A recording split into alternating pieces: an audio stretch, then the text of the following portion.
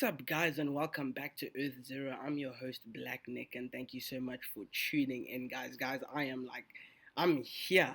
I am up to here with the DC fan base, guys. Like, I'm just done, dude. I don't want to be associated with anyone from DC in any terms or way. Like, not as in like friends and talking about other stuff. We can be friends and talk about other stuff, but anything DC, I just don't want to talk about it on the internet anymore.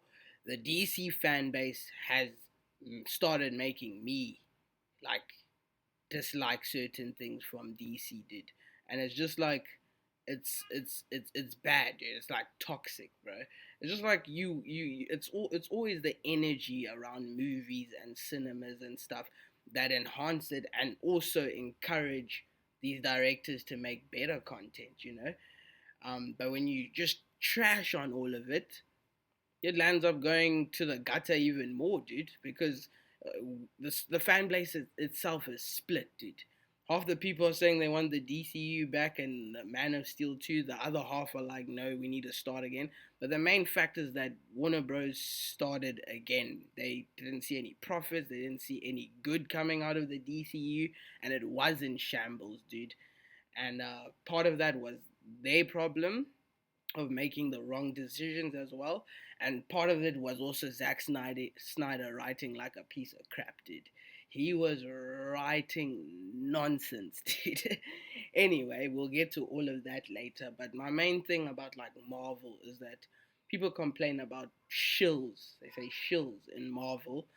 And I'd rather be a part of the shills because as a group and that vibe and that nice tone of Marvel movies doing so well and people just being together and screaming like at the end of Avengers Endgame and the last fight, dude. That was one of the biggest pinnacle points in like superhero history, dude. I don't think we'll ever get that vibe ever again, dude. So that just that oneness and people just accepting, people not going, no, this is not comic accurate, no, this isn't wrong, this. No toxic vibes during that stage. Now they've fallen off, but that's their problem. Disney fell off themselves. They've gotten people to write complete garbage. But there was a point where people understood what fans needed. They did what they wanted.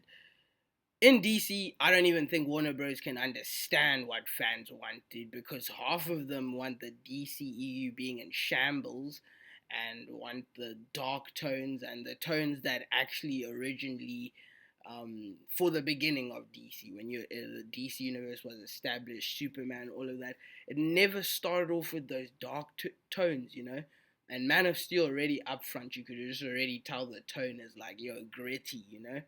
And that's not how it's supposed to start. Then we go to Batman versus Superman. Batman already bringing out guns. And there's no problem with Batman with guns and killing people. I just need you to explain how we get there, dude. And Batman versus Superman did a terrible job of doing that, dude. And that's why I'm saying that it was like a combo of Warner Bros. And also Zack Snyder just not knowing his characters. He just read Watchmen and decided like, oh yeah, I want to make the Justice League follow this vibe. And he had ideas of Batman sleeping with Lois and all this like nonsense that is just like not even the things that would like make the foundation of your actual, universe. And at the same time, it's just like Batman not being relevant because he doesn't kill, like that was a bit far-fetched from Zack Snyder, bro. Like, what would be irrelevant if Batman started killing would be the rest of the Batmans. Thomas Wayne would be irrelevant, dude. Why would Thomas Wayne be cool using his guns when Batman's already normal base Batman is already killing? The fact that these other evil versions of Batman, the fact that Red Hood and him stopping Red Hood and all these great Batman stories are out there is because Batman has that no kill rule, dude. And the difference, everyone's like, oh, but he killed in the other movies as well, dude.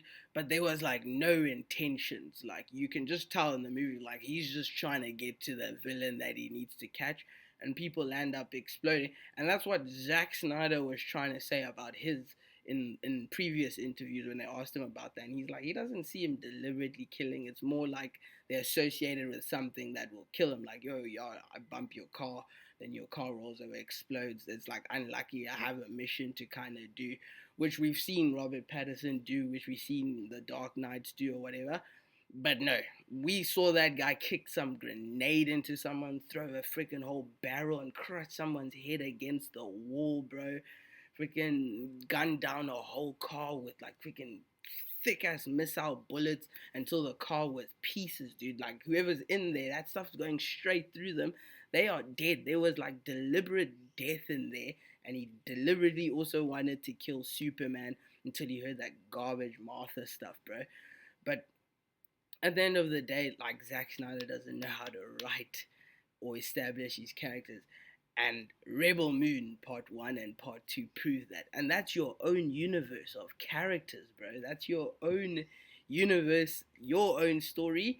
And you have 3 hours and you putting it on a streaming platform, but you still have a director's cut. And your characters weren't able to be established in part 1 or part 2, bro. People were still lost and had no sympathy for your characters. And you're telling me you want to go back to a universe with this guy in charge, dude. That's when I just know you're not a fan, bro. That's when I know that you're just completely brainwashed and blanked out. If we listen to these people that are complaining about this Superman suit on screen of James Gunn, we would still be in the DCU getting worse and worse and worse movies coming out right now if everyone decided to follow their suit and their mindset, dude. So at the end of the day, I'd rather be a shill and enjoy that, that Marvel energy of everyone just hopping onto the hype train and enjoying a movie and treating it like a popcorn movie and everything. But at the same time, I do stand hard on good writing. We need good writing, guys. Like, we definitely need good writing, and that's what Zack Snyder didn't have in his universe, dude. And all in all, it's just a shame to see that people are like this on the internet, complaining about the textures, telling me that it looks like CW suit.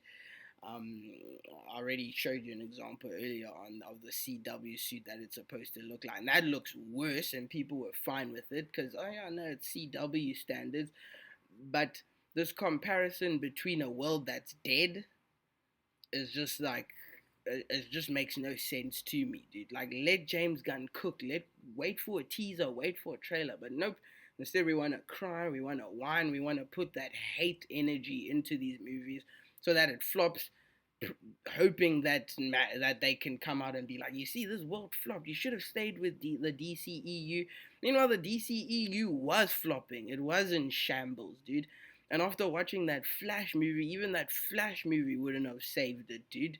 Like, the Flash movie was supposed to be that, that trigger that like goes, oh snap, like, yo, Flash paradox, we back, we in it. After I watched the Flash movie, I was like, yeah, then your world definitely needs to end. This movie wasn't even gonna save it or reboot it in any kind of form or way, dude. It was terrible, and people are just stuck in the past. Yes, I said I love Henry Cavill; he did a good job, but even his Man of Steel wouldn't have revived that whole universe, dude. And unfortunately, Warner Bros. Had to put away that whole universe together, like with everyone, and just bury it.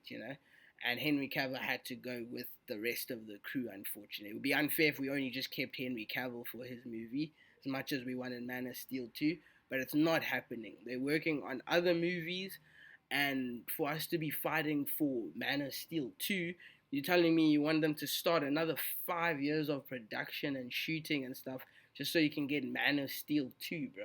And that's the other thing I have a problem with, like, DC, is like, with the DCU specifically, not DC, but the DCEU would take years in between to release these movies, like a very long time. Marvel was just pumping stuff and they were all just so good. DC would take its time, and you're thinking, yo, these guys are sitting in there and writing, and you just get garbage, dude. You get all these different tones of movies and stuff, dude. And it was just terrible, dude. But I do blame some of it on Zack Snyder. That guy does not know how to write characters, bro. And I do not want him in charge or anywhere near the DC universe, bro. And some people use this like whole thing about like action, the action and the suits are like the best they've ever seen on screen in Batman versus Superman. Like Batman's suit was the best, most comic accurate. His action scenes were. But what about the character, dude? What about the character himself, dude? He was not portraying the character right. He had trash scripts, dude. Tell me, do you bleed? You will. Like what the hell is that, dude? Tell me why you say that name. Gosh, dude. And people are hyping up that character. He had a bad script. He had a bad storyline from behind, like from whatever past he came from or whatever. It was just all not shown to us properly. And now you expect 13-year-old kids to sit there and be like, yo, this movie's cool. And that's all that movie is. I mean, those DC movies have going for them. There's no proper good connection between Suicide Squad, Birds of Prey, Batman vs Superman, Josh Whedon's cut, the Snyder cut. The only thing that connected was Snyder's things. Then Wonder Woman would do its own thing. Shazam would do its own thing. Aquaman was also all over the place and stuff, dude. And they just never seemed like it was coming together with all these tones. It just felt like everyone was sitting in like separate rooms and thinking of the their own ideas. You know what I'm saying, bro? So with it being in that shambles, bro, why would you want that universe back, dude? Like, why would you want that the Snyderverse restored, bro? And back to the action part that I was talking about, that if we purely just gonna talk about, oh yeah, no, because it had the best action and had the best suits, I think then we should give a pass to so many Marvel movies that we've hated on, dude. There's a lot of Marvel movies with great action scenes, great costume designs, but the movies look bad, or the story of the movies are bad, and that's what brought it down, dude. The story is pinnacle to all of these things, and that's what the DCEU didn't have for it, dude. So Henry Cavill's gone, the rest of the cast is gone, which makes total sense. James Gunn just took his character Peacemaker because you think he did a good job with him. He's taking Blue Beetle because people do want more a bit more of Blue Beetle, and he wants to start his own foundation and his own thing, which makes sense, dude. I'm not gonna go and shovel up other people's crap to go and like restore it or something, dude. Like he wants to start off alone, so let him start off and let him cook up. Wait for teasers, wait for trailers, wait to watch the movie. But the DC fanboys just put in this vibe of just pure hate, bro.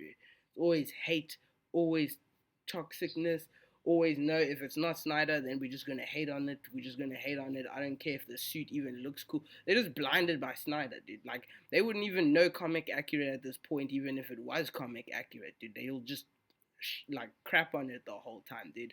And that's why I'm saying that I'm not proud to be a DC fan and in this time and age, dude. And if James Gunn goes down, then I hope everyone gets disappointed and we just all don't get any content. And that will be from the toxic fans. Like, I'll literally just blame the toxic fans. If, like, this James Gunn film, like, I'll come to you and I admit, like, if the movie is, like, garbage, terribly garbage, then I'll be like, yo, this movie was garbage.